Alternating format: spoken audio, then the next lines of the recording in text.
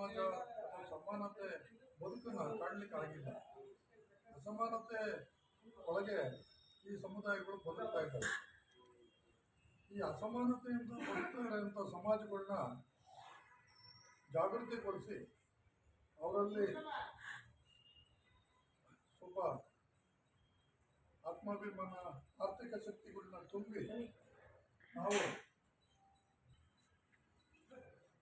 ಈ ರಾಜ್ಯದಲ್ಲಿ ಮತ್ತು ಈ ರಾಷ್ಟ್ರದಲ್ಲಿ ಸಮಾಜನ, ಸಮಾನತೆ ಭಾರತ ರಾಷ್ಟ್ರನ ನಿರ್ಮಾಣ ಮಾಡೋ ಉದ್ದೇಶದಿಂದ ತಳಮಟ್ಟದಿಂದ ಇವತ್ತು ರಾಷ್ಟ್ರ ಮಟ್ಟದವರೆಗೂ ಸಂಘಟಿತ ಮಾಡಬೇಕು. ನಮ್ಮ ಮೂಲ ತಂತ್ರಗಳನ್ನ, ಉದ್ದೇಶಗಳನ್ನ, ಗುರಿಗಳನ್ನ ಇಟ್ಕೊಂಡು ಇವತ್ತು ಅಹಿಂದ ಚಳುವಳಿ ಎಂಬ ಸಂಘಟನೆಯನ್ನು ನಾವು ರಾಜ್ಯವ್ಯಾಪಿ ಕಟ್ತಾ ಇದ್ದೀವಿ.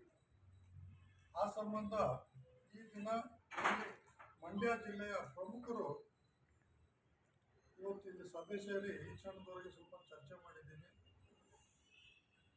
ಭವಿಷ್ಯತ್ನಲ್ಲಿ ಇಲ್ಲಿ ಅಹಿಂದ ಸಂಘಟನೆ ಕಟ್ತೀವಿ ಅನ್ನೋ ತೀರ್ಮಾನನೂ ಕೂಡ, ಸಂಕಲ್ಪನ ಕೂಡ ಇಲ್ಲಿ ಬಂದಿದ್ದವರು ಇವತ್ತು ತಗೊಂಡಿದ್ದಾರೆ.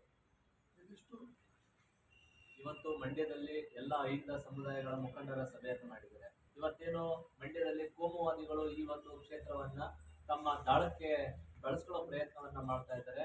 ಈ ಇದರಲ್ಲಿ ಅತಿ ಹೆಚ್ಚು ಸಂಖ್ಯೆಯಲ್ಲಿ ಇರ್ತಕ್ಕಂಥ ಬಹುಸಂಖ್ಯಾತರು, ಅಲ್ಪಸಂಖ್ಯಾತರು, ಹಿಂದುಳಿದವರು, ದಲಿತರು ಇವರೆಲ್ಲರೂ ಕೂಡ ಈ ಕೋಮುವಾದದಿಂದ ದೂರ ಇರಬೇಕು. ಅವ್ರನ್ನ ಜಾಗೃತಿಗೊಳಿಸುವಂತ ಅನಿವಾರ್ಯತೆ ಇವತ್ತು ಮಂಡ್ಯ ಜಿಲ್ಲೆಗೆ ಇರೋದ್ರಿಂದ ಇವತ್ತೇನು ರಾಜ್ಯಾದ್ಯಂತ ಮೂರ್ತಿ ಸರ್ ಅವರು ಅಹಿಂದ ಸಂಘಟನೆಯನ್ನ ಮಾಡ್ತಾ ಇದ್ದಾರೆ. ಈ ಸಂಘಟನೆ ಬೇರೆ ಜಿಲ್ಲೆಗಳಿಗಿಂತ ಅತಿ ಹೆಚ್ಚು ಮುಖ್ಯವಾಗಿ ಮಂಡ್ಯ ಜಿಲ್ಲೆಗೆ ಅನಿವಾರ್ಯ ಇದೆ. ಯಾಕೆಂದ್ರೆ ಮುಂದೆ ಆಗ್ತಕ್ಕಂಥ ಅನಾಹುತಗಳಿಂದ ತಪ್ಪಿಸುವಂತ ಕೆಲಸ ಮತ್ತೆ ನಮ್ಮೆಲ್ಲ ಶೋಷಿತರನ್ನ ಜಾಗೃತಿಗೊಳಿಸುವಂತ ಕೆಲಸ ತುಂಬಾ ಅನಿವಾರ್ಯ ಆಗಿರೋದ್ರಿಂದ ಈ ಒಂದು ಕೆಲಸವನ್ನ ಪ್ರತಿಯೊಬ್ಬರು ಕೂಡ ತಪ್ಪಿಸುವಂತ ನಿಟ್ಟಿನಲ್ಲಿ ಎಲ್ಲ ಶೋಷಿತ ಸಮುದಾಯಗಳು ಈ ಕೋಮುವಾದದಿಂದ ದೂರ ಇದ್ದು ನಾವೆಲ್ಲರೂ ಕೂಡ ಪ್ರಾಕ್ಟಿಕಲ್ ಆಗಿ ನಮ್ಮ ಮೂಲ ಹಿನ್ನೆಲೆಯನ್ನ ನಾವು ಅರ್ಥಕೊಂಡು ನಮ್ಮ ಮುಂದಿನ ಮಕ್ಕಳ ಭವಿಷ್ಯದ ದೃಷ್ಟಿಯಿಂದ ಎಲ್ಲ ಶೋಷಿತ ಸಮುದಾಯಗಳು ಕೂಡ ಒಗ್ಗಟ್ಟಿನಿಂದ ಕೆಲಸ ಮಾಡಬೇಕು.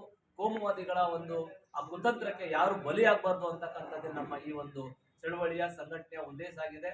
ಮಂಡ್ಯ ಜಿಲ್ಲೆಯ ಎಲ್ಲ ಶೋಷಿತರು ಕೂಡ ನಮ್ಮೊಟ್ಟಿಗೆ ಕೈ ಜೋಡಿಸ್ಬೇಕು ಅಂತೇಳಿ ಈ ಮೂಲಕ ಮನವಿಯನ್ನು ಮಾಡ್ತೇವೆ.